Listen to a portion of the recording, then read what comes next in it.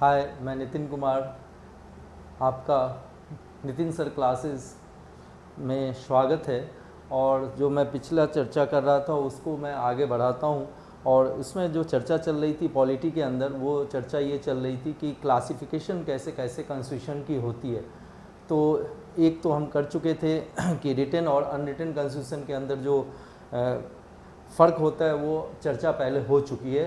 तो अब उससे आगे इस क्रम में देखिए कि दूसरी क्लासिफिकेशन जो है वो क्या होती है, रिजिड कॉन्स्टिट्यूशन की और फ्लेक्सिबल कॉन्स्टिट्यूशन की। रिजिड कहने का मतलब जो अनम्य है, जिसको बदला नहीं जा सकता है। और जो फ्लेक्सिबल कॉन्स्टिट्यूशन की यदि बात की जाए तो इसका लेना देना किस चीज़ से है, तो नम्य से है, यानी कि इसमें बदलाव किया जा सकता है लचीले से। तो एक चीज़ जानिए, जब रिजिड कॉन्स्टिट्यूशन की बात की जाती है या कठोर कॉन्स्टिट्यूशन संविधान की बात की जाती है, तो उसमें जो बदलाव का जो तरीका होता है ना, procedure to change and amend is a bit difficult. तो ये क्या होगा, आपका थोड़ा सा मुश्किल होगा कि इसको मतलब वो कर पाना कि बदल पाना थोड़ा सा मुश्किल सा काम होता है। अब देखिए कि दूसरी तरफ यदि आप देखें तो चर्चा में, जस्ट वेट मिनट, तो ये क्या होता है कि ये रिटेन होता है। और दूसरी तरफ देखिए तो फ्लेक्सिबल कॉन्स्टिट्यूशन क्या होती है, वो अनरिटेन होती है और बहुत ही आसानी से इसको इसमें बदलाव किया जा सकता है। जबकि भारत के संविधान की यदि बात करें तो ये रिजिड कॉन्स्टिट्यूशन और फ्लेक्सिबल कॉन्स्टिट्यूशन का क्या है, एड मिक्सचर है या सम्मिश्रण कह सकते हैं इसे। अब देखिए इसमें आप समझिए कि भारत का संविधान सम्मिश्रण कैसे है, एडमिक्सचर कैसे है रिटन कॉन्स्टिट्यूशन का और अनरिटन कॉन्स्टिट्यूशन का। इसको समझने के लिए हमें ये समझना पड़ेगा कि अलग अलग तरह की मेजॉरिटी क्या होती है। क्लियर? तो बहुमत किस किस तरह की होती है। तो सबसे पहले जो चर्चा मैं कर रहा हूँ वो एब्सोल्यूट मेजॉरिटी की बात की जा रही है, पूर्ण बहुमत की बात की जा रही है। इसमें क्या होता है कि जितना भी सदन के अंदर स्ट्रेंथ होगा, यानी कि जितने भी उसके सदस्य होते हैं, उसका 50% प्लस 1, 545 लोकसभा के अंदर सदस्य हैं, तो उसका 50% प्लस 1 273 क्या है, ये क्या कहलाएगा, आपका एब्सोल्यूट मेजॉरिटी कहलाएगा। अब देखिए कि दूसरी बात आती है किस चीज़ की, तो प्रभावी बहुमत की। किसकी? प्रभावी बहुमत की। प्रभावी बहुमत। क्लियर?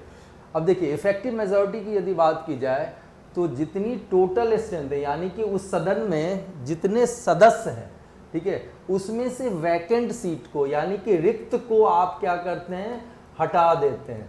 रिक्त को क्या करते हैं, आप हटा देते हैं। ध्यान देना। अब एब्सेंट में और रिक्त में फ़र्क है, नहीं, यानी कि अनुपस्थिति में और रिक्तियों में फ़र्क है। अनुपस्थिति क्या हुई कि उस सीट पे, जैसे लोकसभा के किसी भी सीट पे सदस्य है, आज वो किसी कारणवश से नहीं आया। और दूसरी बात, जब रिक्तियों की बात की जाती है, वैकेंट की बात की जाती है, तो उसमें आप ये समझिए कि उस सीट से कोई इलेक्ट होके आया था, उसकी मृत्यु हो गई या उसने इस्तीफ़ा दे दिया या उसको क्या कर दिया गया, डिस्क्वालीफाई कर दिया गया, अयोग्य कर दिया गया दल बदल विरोधी कानून के तहत या किसी और प्रावधान के तहत जो संसद की नियमावली है उसके तहत, तो फिर क्या होगा कि वो जगह रिक्त हो जाएगी। तो ये फ़र्क आप समझ लीजिए कि रिक्तियों में और अनुपस्थिति में, यानी कि एब्सेंट में और वैकेंट में क्या फ़र्क है। क्लियर? अब देखिए जब आपको ये बात समझ में आ चुकी है कि वैकेंट क्या होता है, तो टोटल स्ट्रेंथ में से जो वैकेंट सीट को आप हटाते हैं ना, तो जो बचता है वो क्या कहलाता, आपका इफेक्टिव मेजॉरिटी कहलाता। क्या कहलाता? इफेक्टिव मेजॉरिटी कहलाता। टोटल स्ट्रेंथ का 50%, किसका? टोटल स्ट्रेंथ का 50% मान लेते हैं। क्लियर? तो ये प्लस 1, ये क्या कहलाएगा, इफेक्टिव मेजॉरिटी कहलाएगा। ध्यान देना। टोटल स्ट्रेंथ में से वैकेंट सीट को माइनस कर लीजिए, मान लीजिए कि टोटल स्ट्रेंथ 245 है और वैकेंट कितनी है 45 है, तो बचा कितना 200। ये इफेक्टिव स्ट्रेंथ या प्रभावी कहलाएगा। और इस इफेक्टिव स्ट्रेंथ का 50% प्लस 1 जब आप करते हैं तो वो क्या कहलाता, इफेक्टिव मेजॉरिटी कहलाता। अब समझते हैं कि इसका प्रयोग कहाँ कहाँ किया जाता है इफेक्टिव मेजॉरिटी का। तो removal of the vice president in the Rajya Sabha, Rajya Sabha में जब वाइस प्रेसिडेंट को हटाना हो, राज्यसभा के क्या होते हैं, वो चेयरमैन होते हैं, उनको जब हटाना हो तो फिर ये प्रक्रिया अपनाई जाती है इफेक्टिव मेजॉरिटी के। ये किस आर्टिकल के अंदर है, तो आर्टिकल 67 के अंदर है। इस चीज़ को आप क्या करेंगे, याद रखेंगे। अब देखिए, तो आपने देखा कि एब्सोल्यूट मेजॉरिटी क्या होती है, इफेक्टिव मेजॉरिटी क्या होती है। अब तीसरा क्या है हमारा, सिंपल मेजॉरिटी क्या है। सिंपल मेजॉरिटी में आप ये जानिए कि प्रेजेंट और वोटिंग, जैसा कि आप देख रहे हैं कि मान लो कि 545 सदस्य हैं टोटल, उसमें से एब्सेंट कितने हैं, तो 45। आज प्रेजेंट कितने हुए, आज प्रेजेंट कितने हुए, तो 500। अब उस 500 में से 100 लोगों ने वोट दिया ही नहीं, 100 लोगों ने वोट दिया ही नहीं, तो अब बचा कितना भाई, 400। इस 400 का 50% प्लस 1 कर लीजिए तो कितना होगा, 201। ये क्या होता है, प्रेजेंट एंड वोटिंग का 50% प्लस 1। क्लियर। मैं 51% नहीं कह रहा हूँ, मैं 50% प्लस 1 कह रहा हूँ। अब देखिए इसमें बहुत बड़ा फ़र्क आ जाएगा कि जब आप 51% कहते हो तो 2 लाख का 51% आप देख लीजिए और 2 लाख का 50% प्लस 1 देख लीजिए कितना हुआ, तो आंकड़े अलग अलग आ जाएंगे। तो आपको क्या याद रखना है कि सिंपल मेजॉरिटी की जब बात की जाती है तो जितने लोग उपस्थित हैं और वोट डाल रहे हैं उसका 50% प्लस 1 क्या कहलाएगा, सिंपल मेजॉरिटी, साधारण बहुमत। ठीक है जी। अब आप समझिए कि इसकी ज़रूरत कहाँ कहाँ पड़ती है। तो ऑर्डिनरी मनी बिल और फाइनेंशियल बिल। अब देखिए ऑर्डिनरी बिल की यदि बात की जाए तो आप ध्यान रखेंगे कि ये under article 107, clear. Just a minute,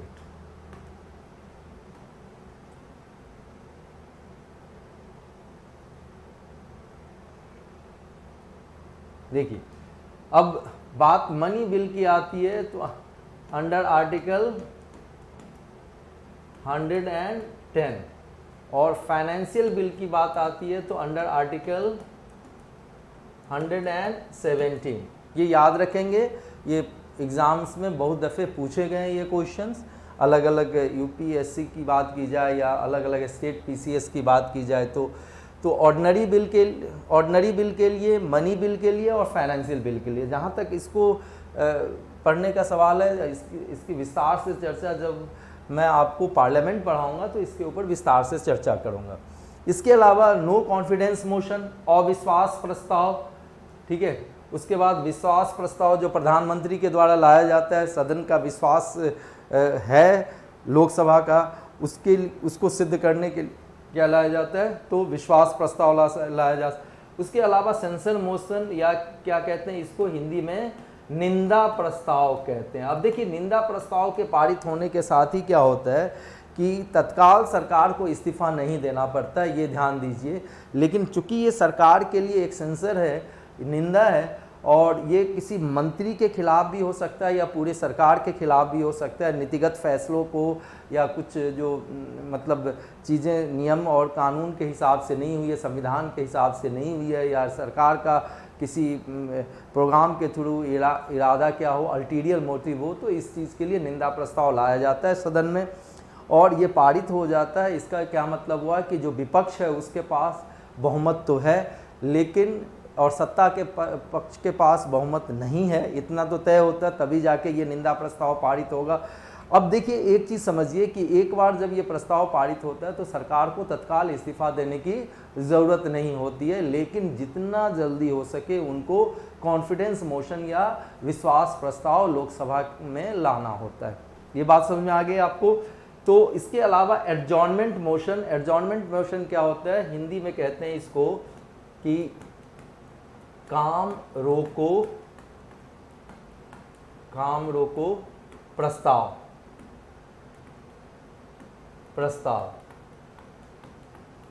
अब देखिए काम रोको प्रस्ताव की बात आप समझिए कि इसमें क्या होगा कि सदन में कोई कार्रवाई चल रही हो और पब्लिक इम्पोर्टेंस के किसी खास मुद्दे के ऊपर चर्चा करना हो, तो जो पीठासीन अधिकारी होते हैं सदन के या प्रिजाइडिंग ऑफिसर होते हैं उनको नोटिस दी जाती है, और उसके बाद यदि उनके द्वारा एक्सेप्ट कर लिया जाता है तो सदन का जो काम काज चल रहा होता है उसको रोक कर तत्काल लोक महत्व के यानी कि पब्लिक इम्पोर्टेंस के किसी मुद्दे पे चर्चा की जाती है।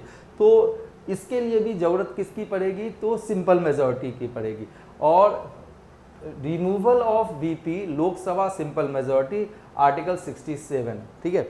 अब आपने देखा कि वाइस प्रेसिडेंट को हटाना हो और यदि राज्यसभा में यदि प्रस्ताव लाया जाए तो वो प्रभावी बहुमत चाहिए, इफेक्टिव मेजॉरिटी चाहिए, लेकिन लोकसभा में जब प्रस्ताव लाया जाता है उसी वाइस प्रेसिडेंट को हटाने के लिए तो इसके लिए सिंपल मेजॉरिटी की ज़रूरत होती है। बिल्कुल इन चीज़ों को याद रखेंगे, ये बारीकियां हैं जो कि आपके एग्जामिनेशन में क्वेश्चंस के रूप में पूछे जाते हैं।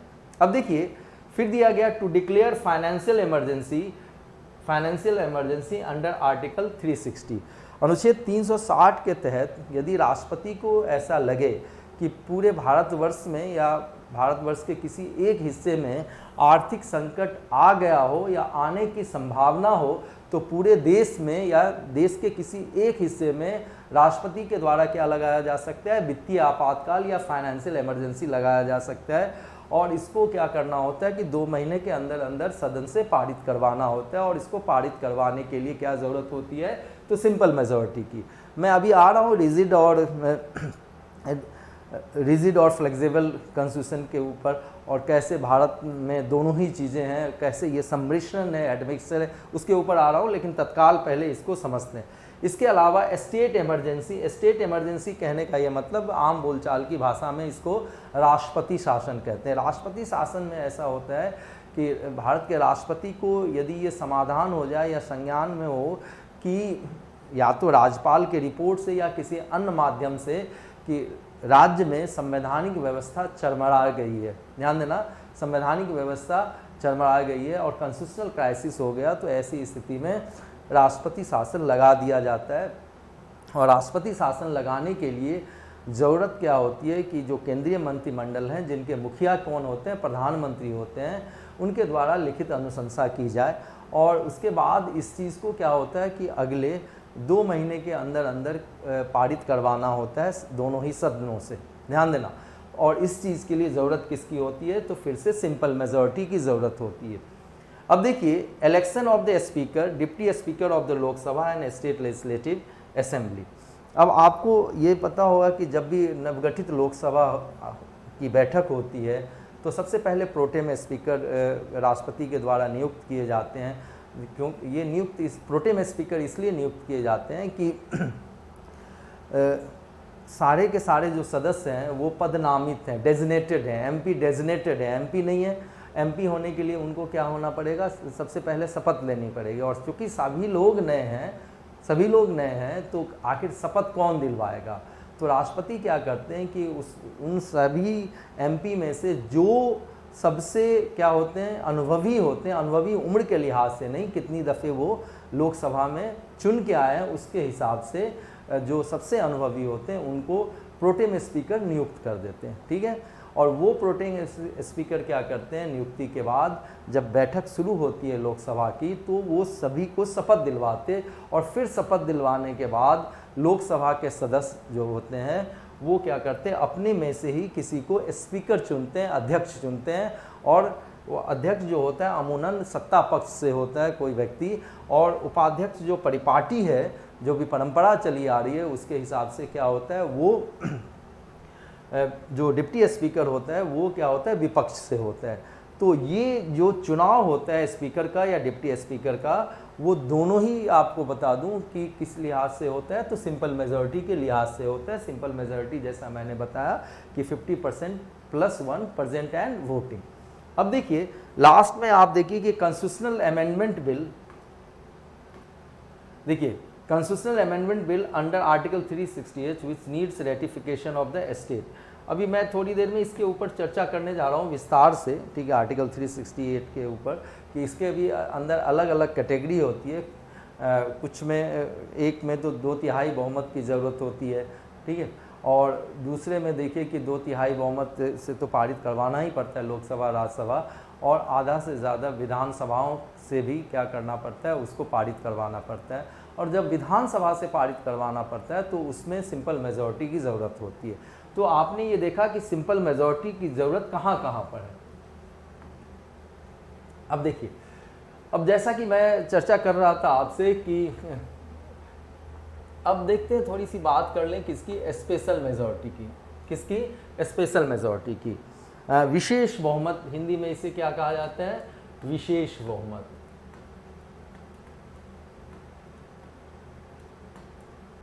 क्या कहते हैं? विशेष बहुमत कहते हैं। समझिए, अब विशेष बहुमत है तो साधारण तरीके से तो ये पारित होगा नहीं, जैसा कि नाम ही बता रहे हैं, आप देख भी रहे हैं। तो विशेष बहुमत को पारित करने के लिए विशेष मतलब एक संख्या गणित की ज़रूरत होती है। और देखिए कि विशेष बहुमत ये नहीं, देखो कि इन जनरल जो बच्चों को पता है कि सिर्फ आर्टिकल 368 में प्रयोग किया जाता है, ऐसा कुछ भी नहीं है। इसके अलग अलग कैटेगरी हैं, टाइप 1, टाइप 2 और टाइप 3। हम देखेंगे बारी बारी से। सबसे पहले आर्टिकल 249 के तहत, यानी कि 249 के तहत क्या है कि केंद्र सरकार क्या कर सकती है, यदि राज्यसभा 2/3 बहुमत से जो प्रेजेंट है और वोट है, प्रेजेंट एंड वोट कहने का मतलब, जैसे देखिए सबसे पहले यहाँ ये समझ ही लीजिए कि 245 सदस्य हैं राज्यसभा के अंदर। मान लीजिए प्रेजेंट और वोट करने वाले कितने? 150 हैं। ध्यान देना, 150 हैं जो कि उपस्थित भी हैं और वोटिंग भी कर रहे हैं। तो उसका 2/3 कितना हुआ? 101। ध्यान देना, तो ये ज़रूरत पड़ेगी पारित करवाने के लिए। अब एक चीज़ समझिए कि अनुच्छेद 249 में ये व्यवस्था की गई है कि राज्यसभा यदि 2/3 बहुमत जो कि प्रेजेंट और वोट कर रहे हैं उसमें से 2/3 से एक प्रस्ताव पारित कर दे कि ये राष्ट्रीय हित में है।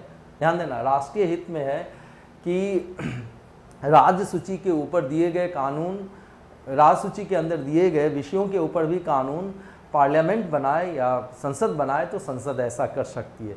तो एक चीज़ गौर करना, यहाँ पर जब 2/3 की बात की जा रही है तो प्रेजेंट एंड वोटिंग की बात की जा रही है, इस चीज़ को गौर कीजिएगा।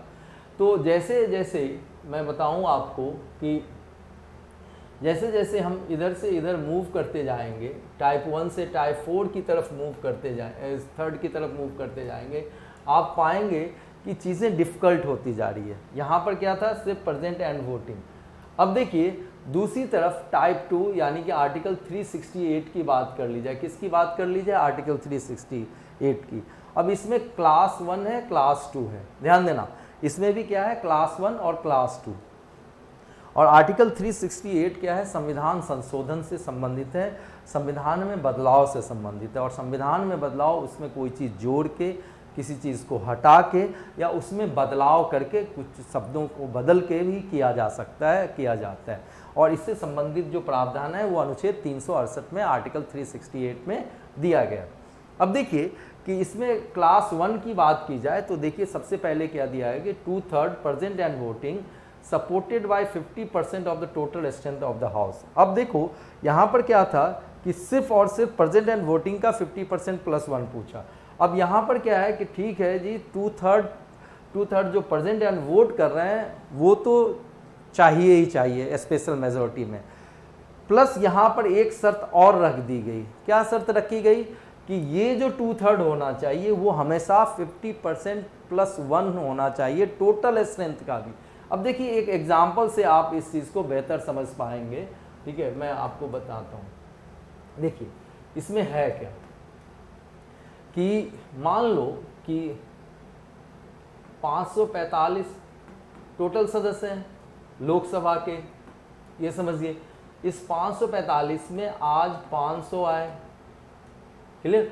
45 जो थे एब्सेंट थे, क्या थे, 45 एब्सेंट हैं, क्लियर।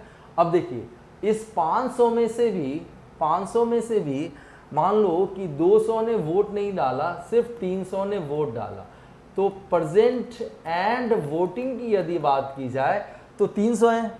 अब इस 300 का 2/3 कितना हुआ, आप देख लीजिए 200, क्लियर। अब इस टाइप की यदि बात की जा रही है 2/3 प्रेजेंट एंड वोटिंग की जो बात की जा रही है, इसमें एक चीज समझिए कि प्रेजेंट एंड वोटिंग का 2/3 तो हो चुका, लेकिन फिर भी ये प्रस्ताव पारित नहीं होगा। क्यों नहीं पारित होगा, क्योंकि टोटल स्ट्रेंथ के आधे से एक ज्यादा, यानी कि 272 से ऊपर होना चाहिए ये संख्या, और ये संख्या कितने पे है, 200 पे है, समझ आई बात। तो ये पारित नहीं हो पाएगा।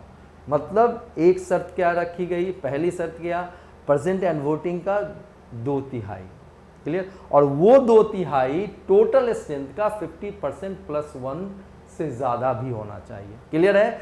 तो यहाँ जो शर्त रखा गया था उससे मुश्किल शर्त आप देखिए कि इस तरफ आपको मिल जाएगा, क्लियर। अब देखिए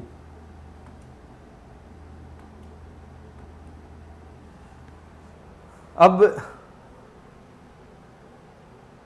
आर्टिकल 368 के अंदर आप देखिए कि दूसरा जो हम देखना चाहेंगे, समझना चाहेंगे, तो इसमें क्या है कि ये सारी शर्तें तो लागू रहेगी, प्लस एक शर्त और यहाँ लागू कर दिया गया कि जितने भी विधानसभा हैं भारत में, ध्यान देना, उसके आधे से एक ज़्यादा राज्यों से आपको साधारण बहुमत से क्या करना पड़ेगा, उस प्रस्ताव को पारित करवाना पड़ेगा। अमूनन ये जो शर्त रखी जाती है, मैं बता दूं, अमूनन जो ये शर्त रखी जाती है वो ऐसे संविधान संशोधन विधेयक के लिए रखी जाती है जिसमें क्या होता है कि फेडरल जो रिलेशन है वो प्रभावित हो, यानी कि जो संघीय संबंध है, केंद्र राज्य का संबंध यदि प्रभावित हो ना, तो उसमें ऐसी चीज़ें रखी जाती है। अब देखिए नेशनल जुडिशियल अपॉइंटमेंट्स कमीशन में यही हुआ था, क्लियर। तो जैसे जैसे आप यहाँ से इधर लेफ्ट टू राइट मूव करते जा रहे हो, चीज़ें मुश्किल होती जा रही है। यहाँ पर सिर्फ प्रेजेंट एंड वोटिंग 2/3 चाहिए, समझना, यहाँ पर प्रेजेंट एंड वोटिंग 2/3 तो चाहिए ही चाहिए, और प्लस टोटल स्ट्रेंथ का 50% + 1 चाहिए। यहाँ पर प्रेजेंट एंड वोटिंग 2/3 50% + 1 उस सदन का जो टोटल स्ट्रेंथ है वो भी होना चाहिए, और साथ में आपको आधा से एक ज़्यादा राज्य के विधानसभा से भी पारित करवाना। यहाँ तक बात समझ में आ गई। अब देखो कि आर्टिकल 61 के तहत क्या होता है, इम्पीचमेंट होता है। किसका इम्पीचमेंट होता है, तो भारत के राष्ट्रपति का, यानी कि उनका महाभियोग किया जाता है, उनको हटाए जाने के लिए ये प्रक्रिया है। अब इसमें कुछ भी नहीं रखा गया, इसमें सीधा कहा गया कि टोटल स्ट्रेंथ का 2/3 चाहिए, प्रेजेंट वोटिंग वगैरह कुछ भी नहीं।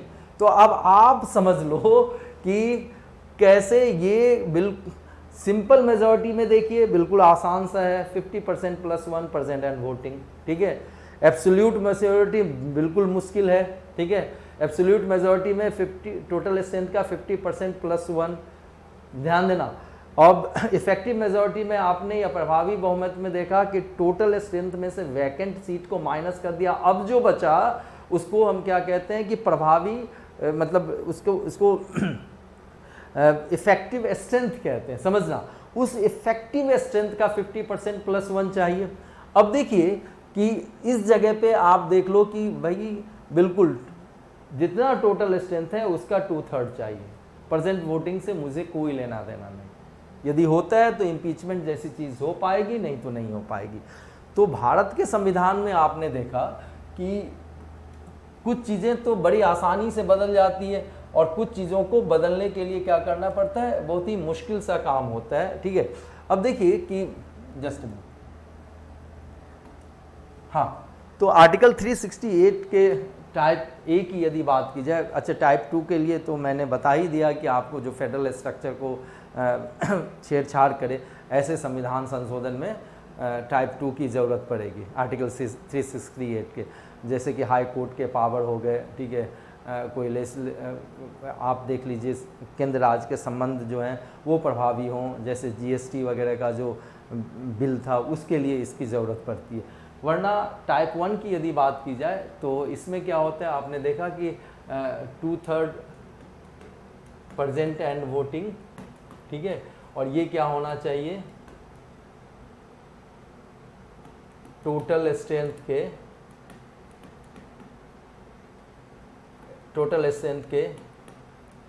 50% + 1 से ऊपर होना चाहिए, ये बात रखी गई। अब देखिए कि to pass a CAA which does not affect the federalism, B वाले में क्या था, फेडरलिज्म को अफेक्ट करता था, यानी कि संघीय जो ढांचा है उसको प्रभावित करता था। लेकिन यहाँ पर ये वाला जो हिस्सा है इसमें कि यदि फेडरलिज्म को अफेक्ट ना करे, केंद्र राज्य संबंध को प्रभावित ना करे तो इसकी ज़रूरत होती है। सुप्रीम कोर्ट और हाई कोर्ट के जज की रिमूवल की जो प्रक्रिया है उसके लिए इसकी ज़रूरत होगी। चीफ इलेक्शन कमीशन नहीं, भारत के मुख्य चुनाव आयोग को हटाने की प्रक्रिया हो, कैग की कंट्रोलर एंड ऑडिटर जनरल, नियंत्रक एवं महालेखा परीक्षक, तब भी इसकी ज़रूरत होगी। और साथ में approval of the national emergency requires special majority as per the article 368, और नेशनल इमरजेंसी जो कि आपको पता ही होगा शायद, ठीक है, अनुच्छेद 352 के तहत लगाया जाता है। किसके तहत लगाया जाता है, अंडर आर्टिकल 352, तो उसके लिए भी इसी 2/3 की ज़रूरत होती है। और साथ में resolution by the state legislature for creation and evolution for the legislative, ठीक है, लेजिस्लेटिव, तो यदि ये ध्यान देना कि स्टेट लेजिस्लेचर के द्वारा मतलब लेजिस्लेटिव काउंसिल बनाने के लिए जो कि आर्टिकल 169 में है, इसमें भी इस 2/3 मेजॉरिटी की ज़रूरत पड़ेगी।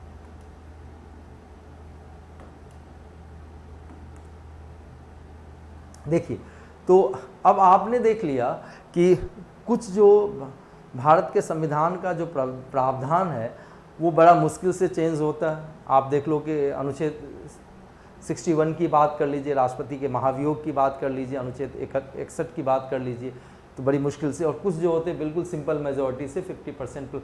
तो हमारे संविधान में सम्मिश्रण है किसका, लचीलेपन का भी और कठोरता का भी, नम्यता और अनम्यता, फ्लेक्सिबिलिटी और रिजिडिटी दोनों का है। तो दूसरी क्लासिफिकेशन आप सभी लोगों को समझ में आ गई होगी, ठीक है। यदि कोई दिक्कत आए तो आप कमेंट सेक्शन में लिखिए, मैं आपकी बातों का ज़रूर से जवाब दूंगा, ठीक है, ध्यान देना।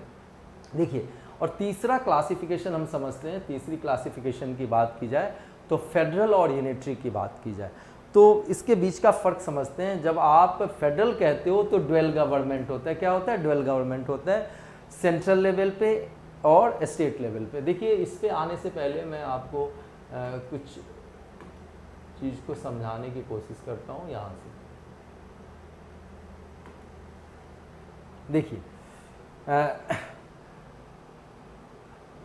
जब भी गवर्नमेंट की बात की जाए, ध्यान देना, जब भी गवर्नमेंट की बात की जाए तो इसके 3 हिस्से होते हैं। सेंट्रल लेवल की बात कर रहा हूँ। देखो, जैसे जहाँ भी क्या होगा, फेडरेशन होगा ना, फेडरेशन होगा तो यहाँ पर 2 बातें होंगी कम से कम, एक तो सेंट्रल लेवल होगा और दूसरा क्या होगा, स्टेट लेवल होगा। ये इस चीज़ को बिल्कुल तय रखिए, एक क्या होगा सेंट्रल लेवल, दूसरा क्या होगा स्टेट लेवल। तो समझिए इस चीज़ को, देखना। तो गवर्नमेंट की बात की जाए सेंट्रल लेवल पे तो इसके 3 हिस्से होते हैं, एक तो एग्जीक्यूटिव होता है, दूसरा लेजिस्लेचर होता है और तीसरा जुडिशरी होता है। अब जब आप एग्जीक्यूटिव की बात करते हैं तो उस पे आने से पहले मैं थोड़ा सा आपको लेजिस्लेचर के बारे में बता दूं, ठीक है। सेंट्रल लेवल पे तो क्या होती है, हमारी संसद होती है, और संसद के अंदर यदि संसद किस चीज़ से बना हुआ है तो वो प्रेसिडेंट से, राज्यसभा से और लोकसभा से। ध्यान देना, प्रेसिडेंट क्या होते हैं, उसके अभिन्न अंग होते हैं, इंटीग्रल पार्ट होते हैं, ठीक है। हमारे देश के जो राष्ट्रपति हैं वो संसद के सदस्य नहीं होते, क्लियर। इंटीग्रल पार्ट इसलिए कहा जाता उनको कि आपको पता है कि जब संसद की पहली बैठक हो रही होती है, मतलब लोकसभा की पहली बैठक हो रही होगी नवगठित लोकसभा की, तो उसको राष्ट्रपति क्या करते हैं, संबोधित करते हैं, पहली बात। और सरकार के जो कार्यक्रम हैं, ठीक है, या हर एक साल क्या होता है, जो पहला सत्र होता है उसकी पहली बैठक को भी राष्ट्रपति संबोधित करते हैं और सरकार की उपलब्धियों और सरकार के आने वाले कार्यक्रमों के बारे में रूपरेखा रखते हैं। क्लियर। एक तो ये बात होगी। दूसरी बात देखिए कि कोई भी बिल हो, राष्ट्रपति के हस्ताक्षर के बिना वो क्या नहीं बनता, कानून नहीं बनता। ध्यान देना। तो बिल पास होने के बाद राष्ट्रपति के पास जाएगा और उसके बाद ही वो क्या होगा, अधिनियम बन पाता या एक्ट बन पाता। तो बिल और एक्ट में क्या फ़र्क है, जब बिल पारित हो जाता, विधेयक पारित हो जाता और राष्ट्रपति के पास जाता, उस पर हस्ताक्षर कर देते, तो उसको हम अधिनियम या एक्ट कहते हैं। ये बात समझ में आ गई। तीसरी बात आप देखिए कि राष्ट्रपति क्या करते हैं, सदन के सत्र को आहूत करते हैं, बुलाते हैं, सम्मान करते हैं। क्लियर। सदन के सत्र को खत्म करना यानी कि उसको प्रोरोग करना, ठीक है, वो भी राष्ट्रपति का काम है। और लोकसभा को विघटित करने का अधिकार भी राष्ट्रपति के पास होता है। तो राष्ट्रपति को आप संसद से अलग नहीं कर सकते, लेकिन राष्ट्रपति संसद के सदस्य नहीं होते, वो किसी भी चीज़ में वोटिंग में हिस्सा नहीं लेते, किसी बहस में हिस्सा नहीं लेते, संबोधित जरूर करते हैं। क्लियर है पॉइंट ये। तो देखिए राष्ट्रपति क्या होते हैं, अभिन्न अंग होते हैं। और इसके अलावा जो ऊपरी सदन होता है लोकसभा और निचला जो सदन होता है वो ऊपरी सदन क्या होता है, राज्यसभा, और दूसरा निचला सदन क्या होता है, लोकसभा। इसको हाउस ऑफ एल्डर्स भी कहा जाता है, वृद्धों का सदन भी कहते हैं इसको। और लोकसभा ना ये क्या होता है, यहाँ पर लोग इनडायरेक्टली चुन के आते हैं, यहाँ पर डायरेक्टली चुन के आते हैं लोकसभा के अंदर। अब इसके ऊपर विस्तार से चर्चा जब मैं पार्लियामेंट आपको पढ़ाऊँगा तो उसमें मैं आपको ज़रूर इसके ऊपर विस्तार से चर्चा करूँगा आपसे, ठीक है। जस्ट नाउ देखिए, अब देखना कि उसके बाद जुडिशरी होती है। जुडिशरी जब सेंट्रल लेवल पे कहें तो the supreme court of India. Clear. अब देखो जुडिशरी का काम क्या है, संविधान की व्याख्या देना। अंतिम व्याख्या देने का अधिकार किसका होता है, सुप्रीम कोर्ट का होता है। इसके अलावा बहुत सारे जो मुकदमे होते हैं, ठीक है, पब्लिक इंटरेस्ट लिटिगेशन होता है, रिव्यू पिटीशन की बात कर लीजिए, ठीक है, तो ये क्यूरेटिव पिटीशन की बात कर लीजिए।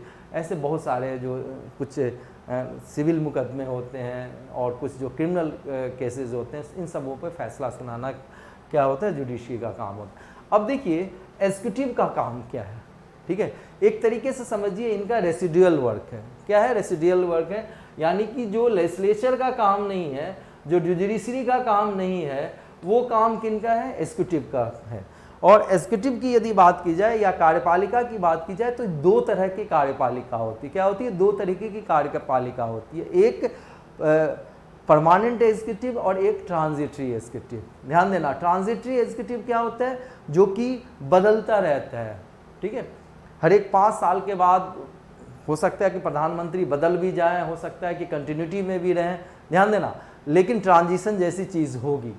मोदी जी ने यदि पहले 5 साल में 2014 से लेकर 2019 तक वो अपने प्रधानमंत्री के रूप में प्रथम कार्यकाल में यदि वो थे, तो द्वितीय कार्यकाल को शुरू करने से पहले उनके पास बहुमत होना चाहिए, जो कि बहुमत था उनके पास। राष्ट्रपति ने शपथ दिलवाया, तब जाके उन्होंने अपना क्या किया, कार्यकाल शुरू किया। तो एक चीज़ ट्रांजिशन तो होगी ही होगी। तो राष्ट्रपति हों, उपराष्ट्रपति हों, वाइस प्रेसिडेंट हों, ये सारे के सारे क्या कहलाते हैं, ट्रांजिटरी एग्जीक्यूटिव कहलाते हैं। और इनको क्या कहा जाता है, हिंदी में शासन कहा जाता है। क्या कहा जाता है बच्चों, शासन कहा जाता। क्लियर। अब देखिए दूसरी तरफ, एक तरफ president, vice president, council of minister में भी कैबिनेट रैंक के होते हैं, राज्य मंत्री, मिनिस्टर ऑफ स्टेट रैंक के होते हैं, और उपमंत्री यानी कि डिप्टी मिनिस्टर रैंक के होते हैं, समझना। तो एक तरफ तो ये, और दूसरी तरफ क्या होता है, हमारा परमानेंट एग्जीक्यूटिव होता है। परमानेंट एग्जीक्यूटिव की यदि बात की जाए तो किसी भी मंत्रालय में आप देखिए तो सबसे पहले सेक्रेटरी, फिर additional secretary, joint secretary, deputy secretary, under secretary, assistant secretary, फिर section officer, upper divisional clerk, lower divisional clerk, typist वगैरह और मैनुअल वर्क। और ये क्या होते हैं, परमानेंट एग्जीक्यूटिव होते हैं, सरकार आए जाए ये अपने पद पे बने रहते हैं। ध्यान देना, अधिक से अधिक इनका क्या होगा, ट्रांसफ़र होगा, लेकिन ऐसा नहीं कि उनकी बर्खास्तगी हो जाएगी या निलंबन हो जाएगी, ऐसा कुछ भी नहीं होता। तो ये बदल सकते हैं, लेकिन ये बने रहते हैं अपने रिटायरमेंट के एज तक। अब इसमें जो सबसे गौर करने लायक बात है वो आप ये समझिए कि एक तरफ ये क्या है, जस्ट ए मिनट, सॉरी,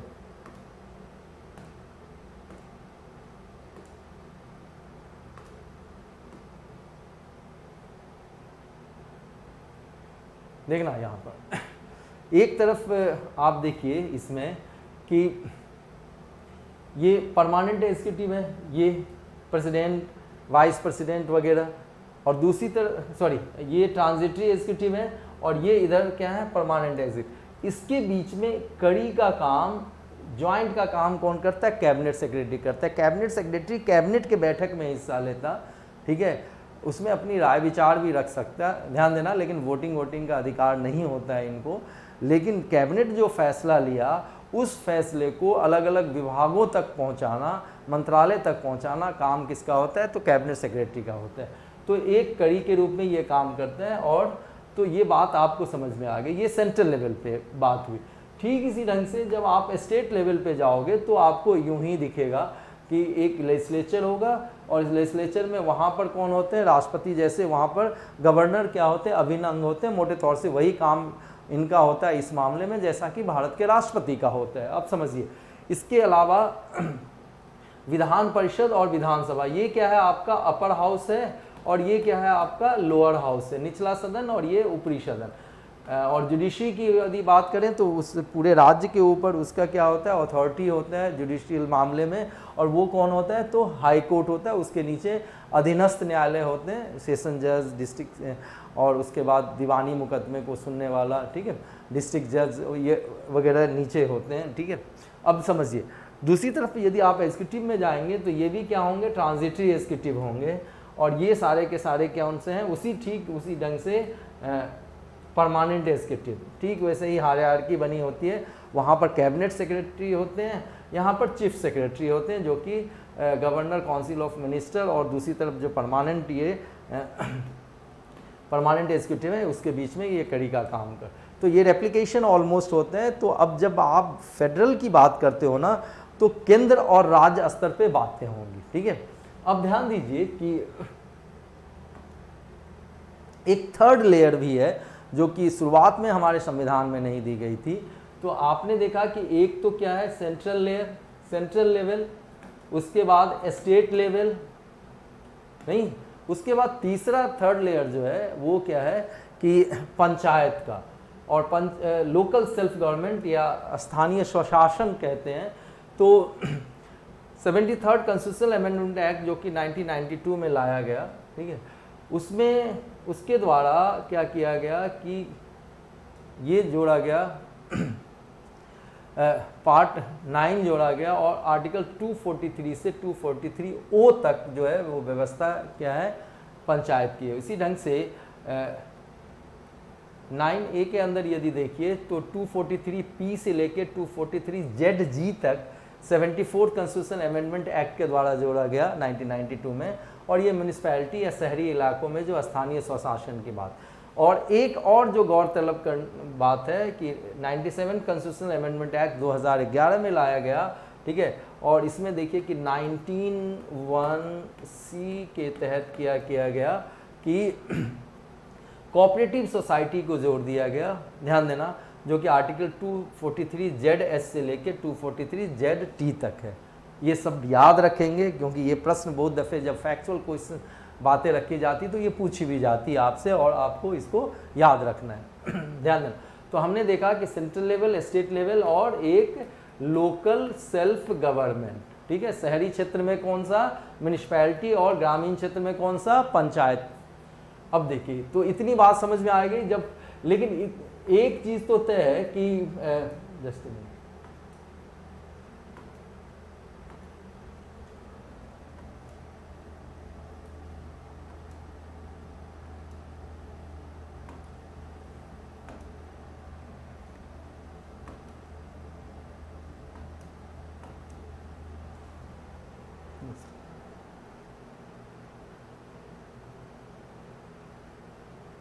देखिए, तो अब थोड़ी सी चर्चा कर ली जाए। अब विषय वस्तु पे आते हैं। तीसरा क्लासिफिकेशन जो था हमारा फेडरल था, और फेडरल के अंदर जैसे मैंने बताया कि सेंट्रल गवर्नमेंट और स्टेट गवर्नमेंट तो होगी, और इसके अपने अपने जुडिक्शन है, ध्यान देना, अपने अपने जुडिक्शन है, और इनको अलग अलग विषय दी गई है। क्लियर? सेंट्रल लेवल पे आप देखिए तो एक 7th शेड्यूल में जब आप जाएंगे तो उसमें क्या दिया गया है, यूनियन लिस्ट दिया गया है, जिसके ऊपर कानून सिर्फ और सिर्फ पार्लियामेंट बना सकती है, और उसमें ऐसे 100 सब्जेक्ट हैं आज की तारीख में। और मैं बता दूं कि ये क्वांटिटी भी ज़्यादा है और क्वालिटेटिव भी, ये सब जैसे कि डिफेंस की बात कर ली जाए, ठीक है, ये सारा स्पेस रिसर्च वगैरह, ये सारा का सारा यूनियन लिस्ट के अंदर आ जाता है। अब दूसरा क्या है हमारा, स्टेट लिस्ट है। स्टेट लिस्ट के अंदर 61 सब्जेक्ट्स हैं, ध्यान देना, और इसके ऊपर कानून बनाने का अधिकार साधारण परिस्थितियों में किसको होता है, स्टेट लेजिस्लेचर को होता है, लेकिन कुछ विशेष परिस्थितियों में इसके ऊपर कानून पार्लियामेंट भी बना सकती है। अभी थोड़ी देर में इसकी चर्चा करेंगे।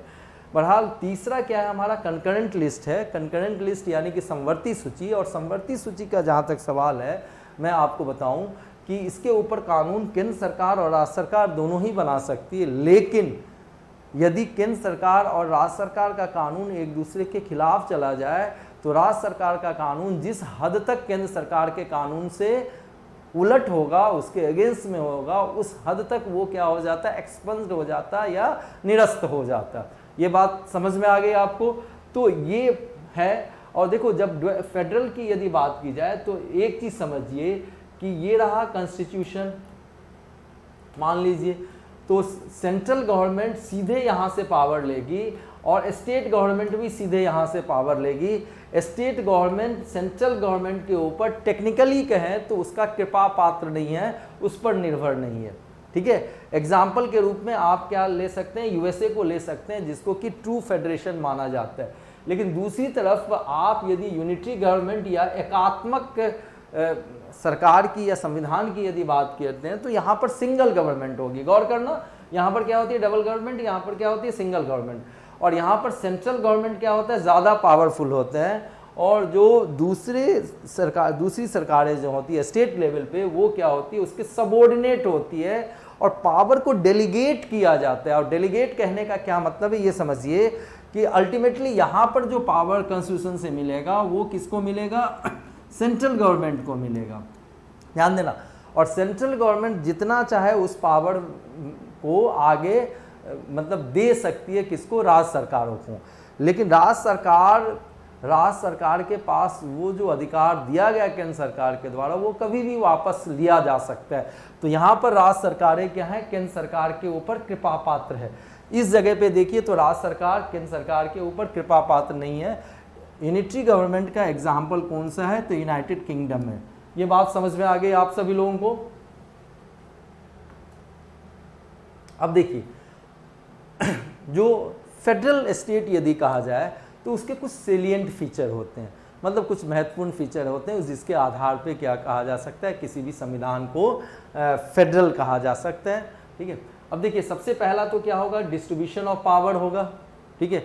हमने देखा कि भारत में 7वीं अनुसूची जो दी गई संविधान में, उसमें डिस्ट्रीब्यूशन ऑफ पावर है, यूनियन लिस्ट है, स्टेट लिस्ट है और कंकरेंट लिस्ट है। इसके अलावा क्या होगा, सुप्रीमेसी ऑफ द कॉन्स्टिट्यूशन होगा, और भारत में सुप्रीमेसी ऑफ द कॉन्स्टिट्यूशन है, ध्यान देना। यूनाइटेड किंगडम के अंदर देखिए पार्लियामेंट सर्वोपरि है, यूनाइटेड स्टेट के अंदर देखिए तो वहाँ की जो जुडिशरी है वो सर्वोपरि है। भारत में हमने सर्वोच्च स्थान किसी को नहीं दिया है, हमने सर्वोच्च स्थान खुद संविधान को दिया है, ठीक है। जब आप डी.डी. वेसु की कॉन्स्टिट्यूशन की किताब पढ़ेंगे तो उसमें स्पष्ट तौर से ये लिखा गया कि according to Indian constitution no institution or office has been given the transcendental position, but we have given the transcendental position to the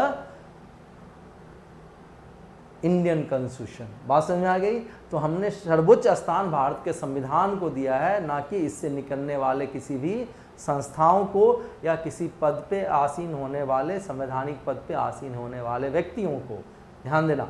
तो अब समझिए, तो सुप्रीमेसी ऑफ द कॉन्स्टिट्यूशन है, हमारा रिटन कॉन्स्टिट्यूशन भी है, 395 आर्टिकल्स हैं, लिखित संविधान है। और लिखित संविधान क्या होता है वो हमने आपको पहले बताया था। आप यदि आज पहली बार इस लेक्चर को देख रहे हैं तो पिछले लेक्चर को रेफ़र कीजिएगा, आपको वो सारी चीज़ें डिटेल्स में मिल जाएगी। बहरहाल मैं इस चीज़ को यहाँ नहीं दोहरा रहा हूँ क्योंकि काफ़ी डिटेल्स में उसको मैं समझा चुका हूँ कि रिटन कॉन्स्टिट्यूशन क्या होती है, अनरिटन कॉन्स्टिट्यूशन क्या होती है।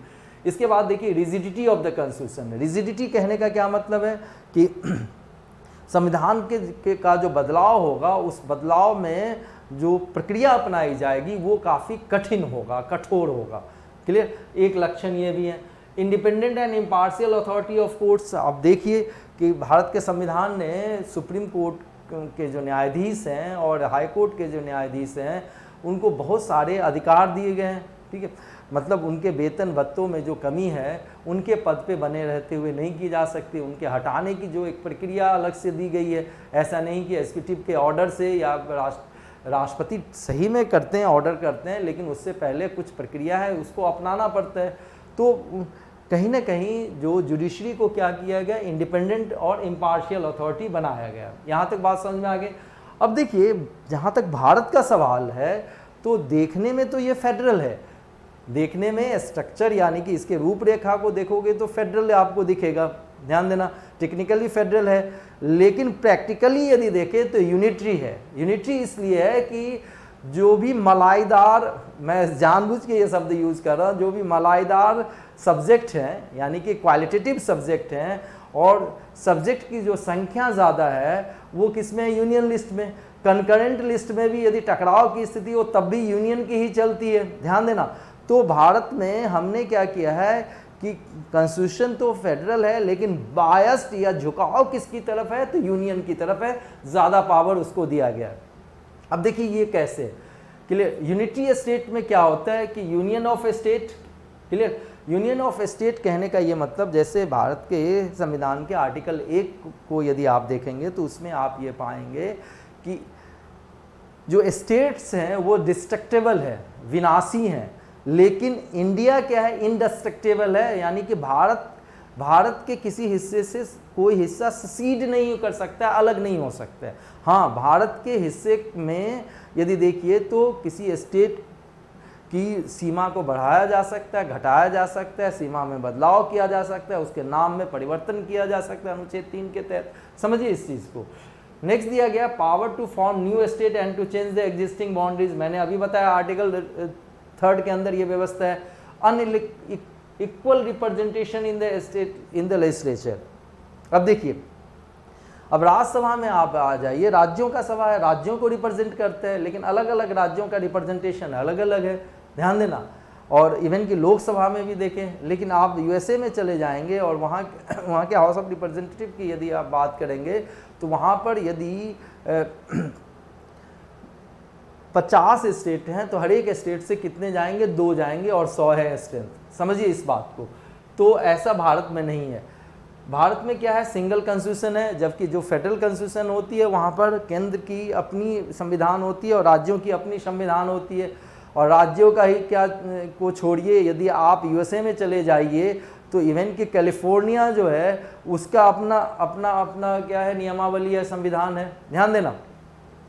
इसके अलावा सिंगल सिटीजनशिप भारत में देखिए, जबकि फेडरेशन के अंदर क्या होता है, ट्रू फेडरेशन यदि हो तो सेंट्रल पूरे देश का एक सिटीजनशिप होगा और उस राज्य का भी सिटीजनशिप होगा, लेकिन भारत में ऐसा नहीं है। एक हुआ भी करता था किसका, जम्मू कश्मीर का, उसको भी आपने देखा कि 5 अगस्त 2019 को जब आर्टिकल 370 को लगभग समाप्त कर दिया गया, सिवाय उसके क्लॉज 1 को छोड़ के, और 35A को समाप्त कर दिया गया, डी ऑपरेशनलाइज कर दिया गया कायदे से कहें तो। उसके बाद क्या हुआ कि वहाँ पर जो उनको नागरिकता मिली हुई थी, किसकी, जम्मू कश्मीर के परमानेंट रेजिडेंट को उनकी नागरिकता वहाँ मिली हुई थी, वो भी समाप्त हो गई।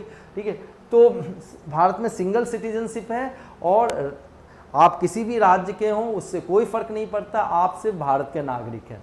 ठीक है, और सिर्फ भारत के नागरिक हैं, किसी दूसरे देश के नागरिक नहीं है। यदि दूसरे देश की नागरिकता आप लेंगे तो भारत की नागरिकता जाती रहेगी। तो बाह्य तरीके से देखें या आंतरिक तरीके से देखें, सिंगल सिटीजनशिप है। इसके बाद देखिए कि सेंट्रल गवर्नमेंट के पास ज़्यादा पावर दी गई है, क्लियर।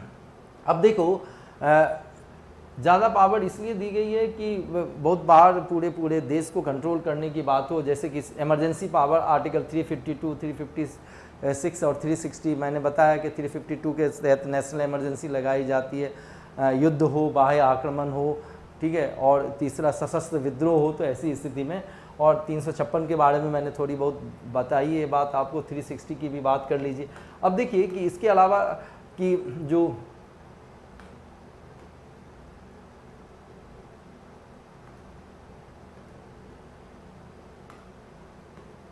देखिए इसके अलावा अपॉइंटमेंट ऑफ गवर्नर की यदि बात की जाए तो अनुच्छेद 155 और 156, और ये कौन करता है? राष्ट्रपति करता है, और राष्ट्रपति के एक तरीके से एजेंट के रूप में वो काम करते हैं कौन? गवर्नर।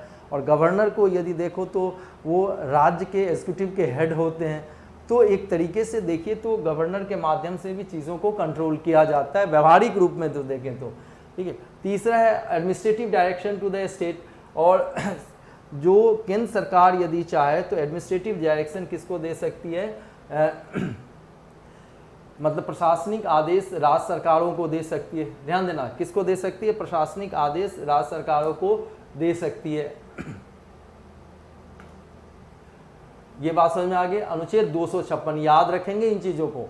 यूनिफाइड जुडिशरी है, ऐसा नहीं कि मतलब कि अलग अलग राज्यों के लिए हाई कोर्ट तो जरूर है, लेकिन ये कहीं ना कहीं सुप्रीम कोर्ट उसको कंट्रोल करता है, और हाई कोर्ट क्या करता है? अपने से नीचे सबऑर्डिनेट कोर्ट को कंट्रोल करता है। तो यूनिफाइड जुडिशरी है। इसके अलावा जो की पोजीशंस पे, जैसे कि आप देखिए चीफ इलेक्शन कमीशन और CAG controller and auditor general, इसको भी अपॉइंटमेंट करने का अधिकार किसको होता है? राष्ट्रपति को होता है। राष्ट्रपति खुद से नहीं करते हैं, केंद्रीय मंत्रिपरिषद जिसके कि मुखिया प्रधानमंत्री होते हैं, उनके लिखित अनुशंसा पर, रिटन रिकमेंडेशंस पे ये करते हैं, तो कहीं ना कहीं इसके द्वारा कंट्रोल किया जाता है। इसके बाद अनुच्छेद 312 में जब आप आते हैं तो उसमें देखो ऑल इंडिया सर्विसेज की बात की जाती है, आईएएस, आईपीएस और आईएफएस की। आईएफएस यहाँ पर फॉरेस्ट सर्विस से है, फॉरेन सर्विस से नहीं है। देखो 3 तरह की सर्विसेज होते हैं मोटे तौर से। एक क्या होता है कि ऑल इंडिया सर्विसेज, दूसरा क्या होता है सेंट्रल सर्विस, और तीसरा क्या होता है state service. All India service में जो भारतीय प्रशासनिक अधिकारी होते हैं, ठीक है, आईएएस होते हैं, आईपीएस होते हैं, इंडियन फॉरेस्ट सर्विस या भारतीय वन सेवा के अधिकारी होते हैं। ये केंद्र के लिए भी काम करते हैं और राज्य के लिए भी काम करते हैं। बात समझ आ गई। दूसरी बात क्या होती है? सेंट्रल गवर्नमेंट की होती है। सेंट्रल गवर्नमेंट के जो अधिकारी होते हैं वो सिर्फ केंद्र सरकार के लिए काम करते हैं, ध्यान देना। और तीसरा जो होता है वो स्टेट गवर्नमेंट के अधिकारी, स्टेट सर्विसेज, उसके जो अधिकारी होते हैं वो किसके के लिए काम करते हैं? तो उस राज्य सरकार के लिए काम करते हैं। अब देखिए कि ये जो आईएएस, आईपीएस, ये आईएफएस वगैरह जो होते हैं, ठीक है, किसी भी राज्य सरकार के भी जो मंत्रालय होता है ना, उस मंत्रालय का जो हेड होगा वो आईएएस होगा, जो सेक्रेटरी होगा, और उसके नीचे जितने भी हैं अधीनस्थ कर्मचारी वो काम करते हैं, ध्यान देना। और यानी कि राज्य सरकार के जो कर्मचारी हैं वो कहीं ना कहीं केंद्र सरकार के द्वारा या केंद्र सरकार का ही अल्टीमेट अधिकार होता है किसके ऊपर? तो ऑल इंडिया सर्विसेज के लोगों के ऊपर। स्टेट गवर्नमेंट अधिक से अधिक यदि डिसिप्लिनरी एक्शन लेना हो, तो अनुशासनात्मक कार्रवाई करनी हो, तो वो क्या कर सकते हैं कि सिर्फ और सिर्फ उसको मतलब सस्पेंड कर सकते हैं, और उसके निलंबन या बर्खास्तगी की बात आएगी तो वो केंद्र सरकार करती है, ध्यान देना इस चीज़ को। तो इस ढंग से राज्य सरकार के जो अधिकारी हैं उसको डायरेक्टली या इनडायरेक्टली कंट्रोल किसके द्वारा किया जाता है? ऑल इंडिया सर्विसेज के द्वारा किया सर्विस पर्सनल के द्वारा किया जाता है। और power to make the law on the subject in the state list, और स्टेट लिस्ट के अंदर दिए गए विषयों के ऊपर कानून बनाने का अधिकार किनका होता है? राज्य सरकारों का होता है, केंद्र सरकार का होता है कुछ विशेष परिस्थिति में। अदरवाइज जो राज्य सूची में दिए गए विषयों के ऊपर कानून राज्य सरकार ही बनाती है। अब देखिए कुछ उदाहरण हैं। अनुच्छेद 249 के बारे में आप पढ़ ही चुके हैं कि यदि राष्ट्रीय हित में ऐसा लगे और राज्यसभा 2/3 बहुमत जो प्रेजेंट और वोट कर रहे हैं से पारित कर दे, तो अगले 1 साल तक राज्य सूची के अंदर दिए गए विषयों के ऊपर कानून बनाने का अधिकार केंद्र को हो जाता है। तो मतलब आप देखिए ना कि एक तरफ तो जो यूनियन लिस्ट है उस पर तो सिर्फ पार्लियामेंट कानून बनाती, कंकरेंट लिस्ट पे पार्लियामेंट और स्टेट लेजिस्लेचर दोनों कानून बना सकती है, लेकिन यदि टकराव की स्थिति आए तो किसकी बात चलेगी? केंद्र सरकार की ही चलेगी, यानी कि पार्लियामेंट की ही चलेगी। तो देखिए पहला यूनियन लिस्ट भी ऑलमोस्ट इनके हाथ में, कंकरेंट लिस्ट भी देखिए मोटे तौर से यदि टकराव की स्थिति में इनके हाथ में, और तीसरा जो स्टेट लिस्ट जिसके ऊपर कानून बनाने का अधिकार साधारण परिस्थितियों में किसके पास है? तो राज्य सरकारों के पास है। लेकिन कुछ असाधारण परिस्थितियों में, जैसे कि अनुच्छेद 249 की बात की जाए तो उसमें देखिए तो केंद्र सरकार के पास। उसके बाद अनुच्छेद 252 की बात कर लेते हैं कि यदि 2 या 2 से ज़्यादा राज्य के विधायिका ने पार्लियामेंट को ये रिक्वेस्ट किया कि किसी राज्य सूची के दिए गए विषय के ऊपर कानून क्या बनाए, पार्लियामेंट बनाए, तो पार्लियामेंट ऐसा करती है। जैसे कि वाइल्ड लाइफ प्रोटेक्शन एक्ट 1972 का एक उदाहरण के रूप में आप ले सकते हैं। अब देखिए कि अब बारी आती है अनुच्छेद 253 की। यदि कोई अंतर्राष्ट्रीय समझौता हो, क्लियर, और अंतर्राष्ट्रीय समझौते के लिए ध्यान देना कानून बनाने की ज़रूरत हो तो वो कानून केंद्र सरकार बनाती है, चाहे वो राज्य सूची के अंदर ही कोई विषय क्यों ना हो। ध्यान देना। तो जैसे पार्लियामेंट कैन इनैक्ट लॉ, जैसे पार्लियामेंट ने बनाया था person with the disabilities equal opportunities protection of rights and fulfil. अब देखो कन्वेंशन हुआ होगा, अंतर्राष्ट्रीय कन्वेंशन, उस पर भारत ने हस्ताक्षर किया होगा, तो फिर उसकी रेटिफिकेशन जो होगी वो पार्लियामेंट में होगी, मतलब मुहर जो लगवाई जाएगी पार्लियामेंट में लगवाई जाएगी, ना कि किसी राज्य के विधायिका में। तो आपने ये देखा कि बहुत सारी चीज़ों को आपने आज समझा होगा, क्लियर। तो हमने शुरुआत में ये चर्चा की कि संविधान क्या होता है, संविधान की क्लासिफिकेशन देखी हमने, रिटन कॉन्स्टिट्यूशन क्या होता है, अनरिटन कॉन्स्टिट्यूशन क्या होता है। उसके बाद हमने देखा कि रिजिड कॉन्स्टिट्यूशन क्या होता है, फ्लेक्सिबल कॉन्स्टिट्यूशन क्या होता है, और तीसरा हमने देखा कि फेडरल या यूनिटरी कॉन्स्टिट्यूशन क्या होता है।